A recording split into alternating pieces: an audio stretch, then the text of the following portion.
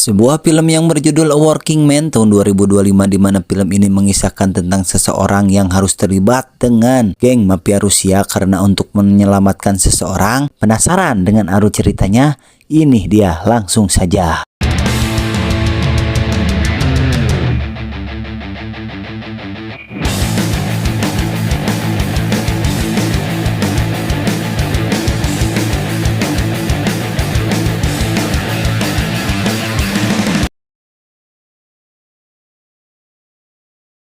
Tepatnya di sebuah gedung proyek film akan diawali dengan memperlihatkan seorang pria parubaya yang merupakan mandor proyek yang memimpin beberapa kuli bangunan. Ia bernama Lepon Ked yang mendatangi kantor vendor untuk memberikan sebuah laporan. Di sini kita akan dikenalkan dengan Joe, si ayah, Joe Garcia, majikan yang mendanai semua proyek ini tak sendiri.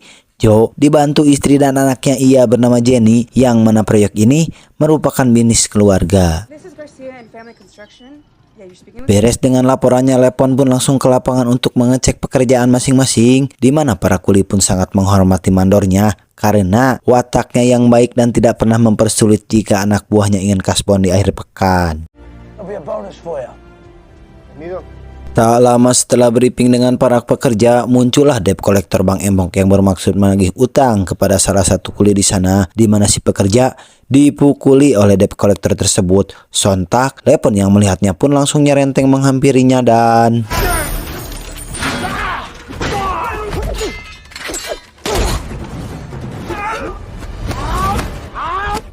tak lama muncullah debt collector yang lain sehingga Lepon pun dengan cepat mengambil senjatanya dan langsung menodongkan senjata kepada salah satu debt collector tersebut. Menyadari Lepon bukanlah orang sembarangan, mereka pun langsung pergi dari sana.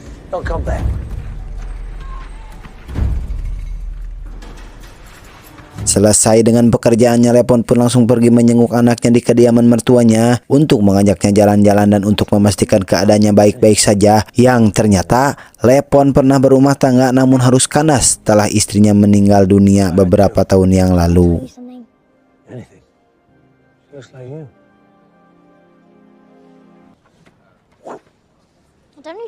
Adegan berpindah ke Jenny, anak dari majikannya, di mana saat ini Jenny sedang berada di sebuah klub malam untuk bersenang-senang dengan teman-temannya yang tanpa Jenny sadari dirinya sedang dalam bahaya karena di sana ada beberapa orang jahat yang menargetkan Jenny untuk diperjualbelikan dan diculik saat itu juga.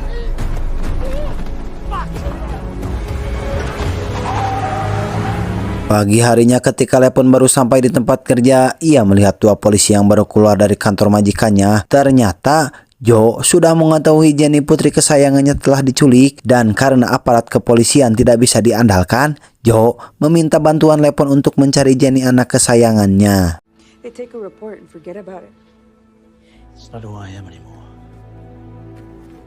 Setelah menolak permintaan Joe, Lepon pun langsung pergi ke sebuah hutan menemui teman seperjuangannya waktu dulu di akademi. Ia bernama Abdul Ghani. Lepon pun menceritakan apa yang terjadi pada Jenny, juga Joe yang meminta bantuannya, di mana Lepon pun menjelaskan kenapa ia menolak permintaannya karena Lepon tidak mau menjadi sosok yang dulu, sosok yang tidak pernah mengampuni musuhnya, bahkan sangat brutal saat menjalankan aksinya.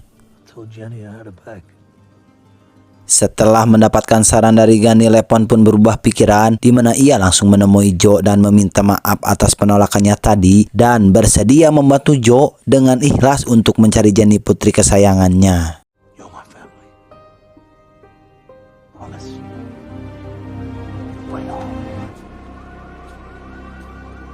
Pertama, ia mendatangi sebuah klub malam tempat terakhir kalinya Jenny terlihat, di mana Lepon pun mencurigai gerak-gerik seorang bartender yang memang ikut terlibat dalam penculikan Jenny semalam.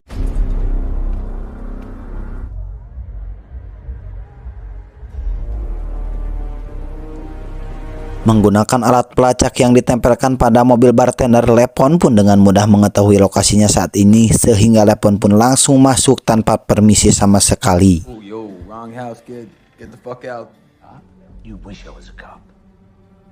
Saat Lepon menginterogasi bartender, tiba-tiba muncul dua rekan si bartender, sehingga dengan cepat Lepon pun menarik si bartender dan Setelah semuanya berhasil ditumbangkan, ternyata mereka adalah kelompok gangster Rusia yang mana mereka sering terlibat dalam aksi kejahatan. Dan karena tidak mendapatkan informasi sedikit pun dari sana, Lepon pun langsung pergi keluar untuk mengawasi kediaman dari jauh, berharap akan ada orang yang datang. Benar saja, muncul dua orang bersama bosnya bernama Volodin yang setelah melihat ketiga rekannya sudah mati, ia pun langsung pergi dari sana dan Lepon pun diam-diam mengikutinya sehingga membawanya ke sebuah rumah mewah yang merupakan rumah si Wolo itu sendiri. Dengan langsung mengawasi si Wolo dari kejauhan, ternyata si Wolo ini merupakan sosok suami atau pria yang kejam, bahkan berani main tangan terhadap istrinya sendiri.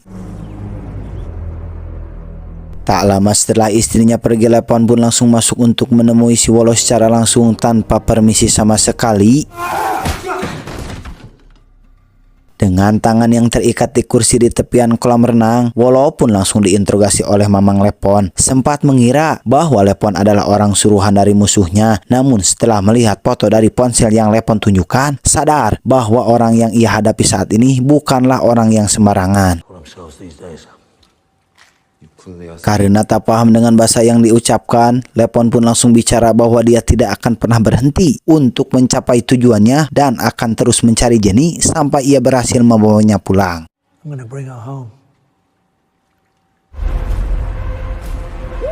Setelah menghabisi Wolo, Lepon pun langsung menerjemahkan apa yang diucapkan Wolo barusan, sehingga Lepon mendapatkan satu nama, yaitu Dimi, yang mungkin tahu akan keberadaan Jenny sekarang.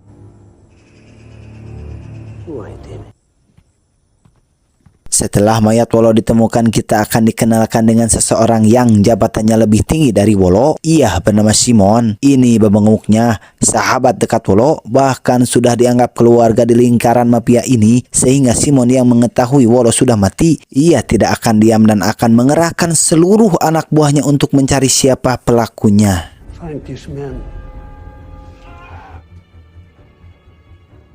Scene berpindah kepada Lepon yang menanyakan kepada rekannya di kepolisian terkait identitas Wolo dan Dimi, yang ternyata Dimi adalah anak dari Wolo itu sendiri. Dan untuk mencari keberadaannya, Lepon disarankan pergi ke sebuah bar yang menjadi tempat peredaran barang haram di sana. Tibalah Lepon di tempat yang dituju, di mana ia langsung dicirian dan dihampiri seseorang pria yang diutus langsung oleh bosnya. Sehingga tatkala Lepon menunjukkan segepok uang tunai dengan dalih ingin membeli barang haram, si pria pun langsung membawa Lepon pergi ke tempat pribadi si bos berada. Inilah Dutch, pemilik bar sekaligus pengedar narkoboy di wilayah ini, yang karena Lepon orang baru dan juga dianggap mencurigakan, Dutch menyuruh anak buahnya untuk mengkeroyok Mamang Lepon, akan tetapi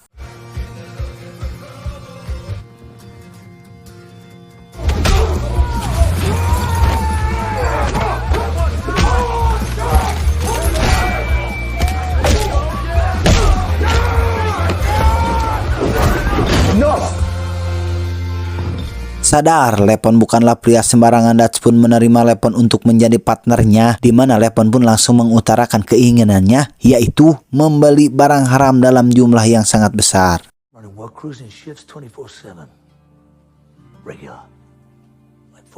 Setelah mendapatkan sampel barang dan juga ponsel khusus untuk berkomunikasi, Lepon pun langsung membuang barang tersebut ke sungai, yang karena bukanlah itu tujuan utamanya.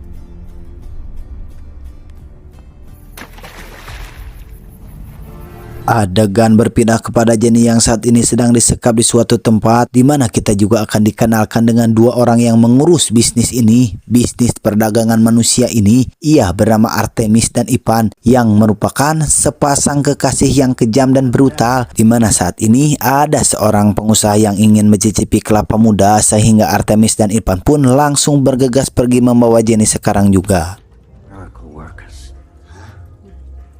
Tak lama si pengusaha pun marah-marah sambil teriak kesakitan setelah Jenny menggigitnya, sehingga Artemis dan Ivan pun langsung pergi membawa Jenny saat itu juga. Scene berpindah kepada Lepon yang dihubungi Dutch untuk bertemu langsung dengan Banar yang sesungguhnya yang mempunyai jabatan tinggi di lingkaran mafia ini, di mana Dutch meminta Lepon untuk mengenakan pakaian yang rapi karena orang yang akan Lepon temui merupakan orang yang sangat dihormati sekali. Motherfuckers as high power as it gets. Demi bisa bertemu dengan sang bos besar, Lepon pun rela memakai jas yang mana itu membuatnya gerah dan haridang. Yang sesampainya di sana, ada beberapa penjaga bersenjata yang bisa disimpulkan bahwa orang yang akan Lepon temui merupakan orang yang sangat penting sekali. Setelah diperiksa seluruh catatan dan riwayat kehidupannya, Lepon pun langsung berkenalan dengan sang bos besar yang ternyata itu adalah Dimi, orang yang Lepon cari saat ini, di mana si Dimi sendiri percaya dan setuju akan memasok barang dalam jumlah besar. This man is my business partner. You like what is in the case? We do more business. Menyadari Dimi tidak mudah untuk disentuh, Lepon pun mencari petunjuk klien lewat ponsel si bartender dan berhasil mendapatkan satu wajah, yaitu wajah si Ipan, dan langsung pergi ke bar tersebut untuk mencari dirinya. Setibanya di bar yang dituju, Lepon pun langsung meretas alat komunikasi operator sehingga ia bisa mengetahui bahwa saat ini dirinya sedang diburu, dan Lepon pun dengan cepat mengambil sepeda motor dan terjadilah aksi kejar-kejaran di antara mereka.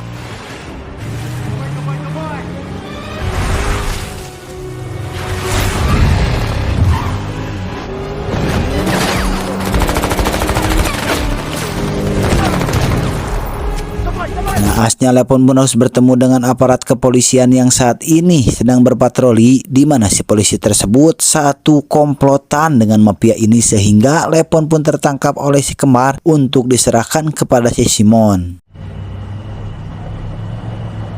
Saat di dalam mobil, si kembar terus nyorotos tanpa henti yang membuat jiwa kebrutalan Mamang Lepon kembali tersuat, dan inilah yang terjadi pada mereka.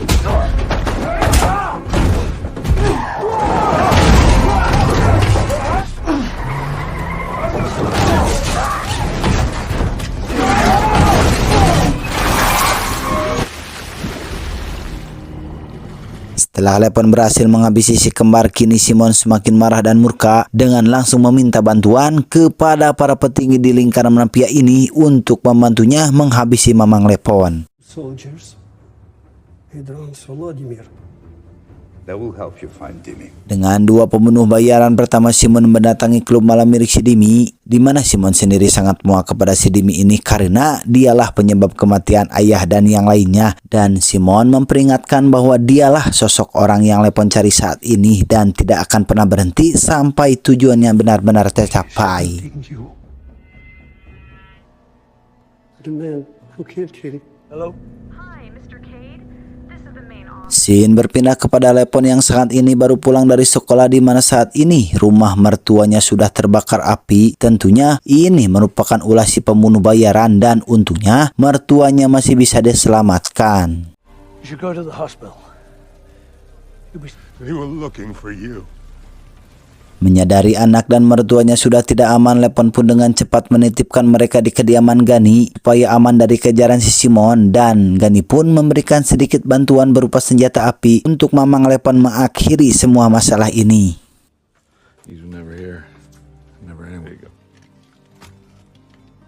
Di sisi lain, Jenny sedang dibawa Artemis dan Ipan untuk dieksekusi, di mana Jenny berusaha memberontak sehingga membuat mobil yang mereka tumpangi terguling.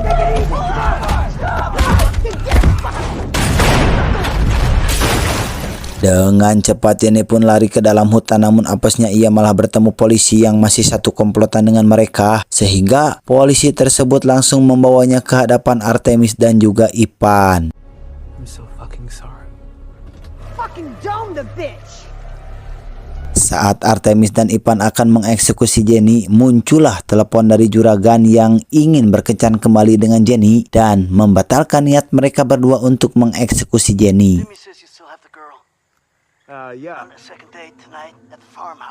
Scene berpindah kepada beberapa penjaga klub Dimi, di mana mereka tidak menyadari bahwa Lepon sudah hadir di sana sejak lama, dan Lepon pun tidak akan segan-segan untuk menghabisi mereka semua.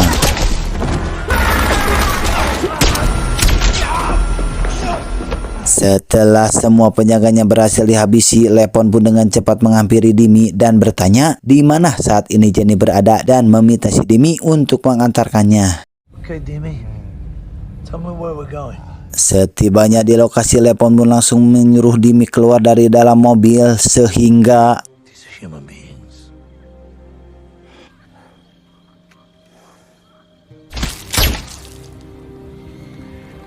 setelah Dimi mati, Dutch pun baru tahu bahwa Lepon telah menghabisi setengah dari banyaknya anak buah Dimi yang ada, dan Dutch pun langsung bersiap menuju tempat Jenny disekap untuk memburu Lepon sebelum Lepon memburunya.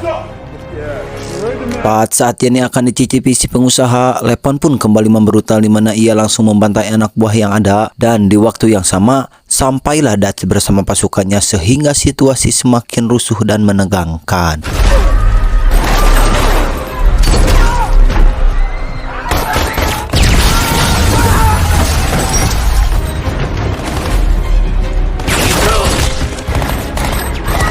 Selesai dengan keronco-keronco tadi, kini Lepon harus bertarung melawan Dutch yang sama-sama mantan tentara, dan meskipun Dutch memiliki badan yang lebih besar dari Lepon, itu tidak jadi jaminan untuk dia menang, di mana Mamang Lepon berhasil menumbangkannya.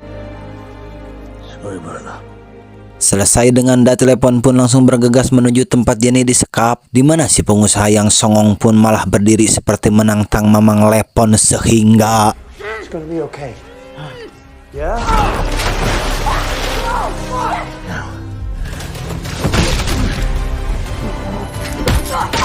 cerita masih belum selesai di sini, yang mana Lepon harus menghadapi dua orang lagi, yaitu si pembunuh bayaran yang menggila dan membrutal, di mana Lepon yang masa lalunya merupakan tentara terbaik di akademinya pun menunjukkan cara untuk mengatasi musuh seperti ini. Mind your ears. Dan sekarang kekacauan ini sudah berakhir, di mana si Simon tak terima semua keluarga dan pasukannya ludes oleh Mamang Lepon, sehingga ia langsung menghubungi ketua serikat mafia untuk membantunya kembali. Namun bukannya mendapatkan pertolongan, ia harus kecewa karena Lepon bukanlah orang yang sembarangan dan tidak mudah untuk ditaklukkan. Si ketua pun meminta Simon untuk berhenti. That will kill you. Berkat bantuan Mamang Lepon, kini Jenny bisa kembali lagi kepada keluarganya, dan setelah itu film pun berakhir.